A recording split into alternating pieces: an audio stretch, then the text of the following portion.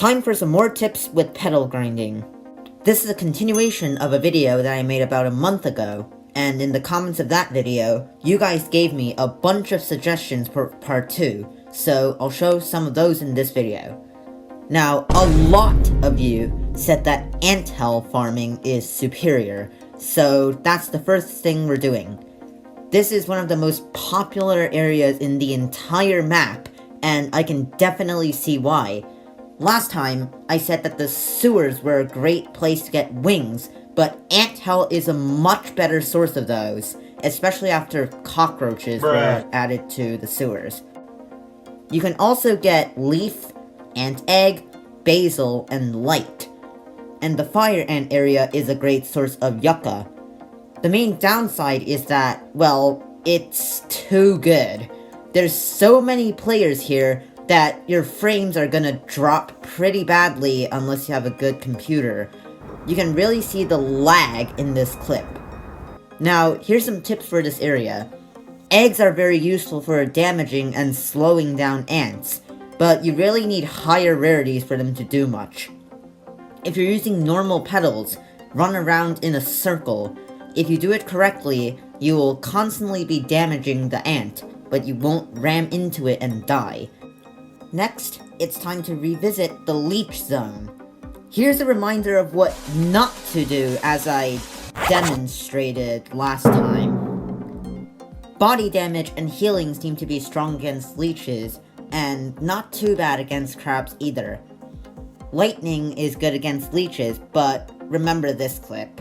Leeches aren't the only thing that spawns here, so use 1 to 3 lightnings in combination with the tank build, but make sure it's not the main component of your build. It gets easier as you farm for longer, because the fangs that drop from leeches will help you kill more leeches. This is also a good source of faster. Now for some quick tips. Jellyfish Field is one of the best places to farm in the ocean because most of the mobs are mythic, so you can get a lot of good petals, and it's not too hard to survive these mythics either if you use some simple strategies. If you have max reload upgrades and enough health to not get one-shot by a mythic jellyfish, you can get away with just 1 magnet. Otherwise, use 2 to 3 of them. If you come across a mythic crab and don't have good enough petals to solo it, switch to a bubble build and get out of there. Your goal is to get to one of the tentacle-like areas at the bottom of Jellyfish Field to break the crab's line of sight, then either go back through a different portal or wait for the crab to aggro on someone else. This tip also applies to Crab Kingdom. Go around the corners so the crabs stop targeting you.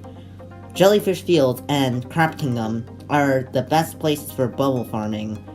More mythic bubbles spawn in Jellyfish Field, but more bubbles spawn in general at the top of Crab Kingdom.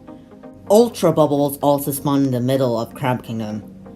Don't go to the termite anthill unless you have a full mythic build, it's not gonna go well. If you're going to Centralia Maze, go through Centralia Field 7, it's much faster. Be careful when using bubbles though, since you might boost into a cluster of dandelions. That's it for this video. Make sure to watch part 1 if you haven't already, and check out my full Floor.io playlist.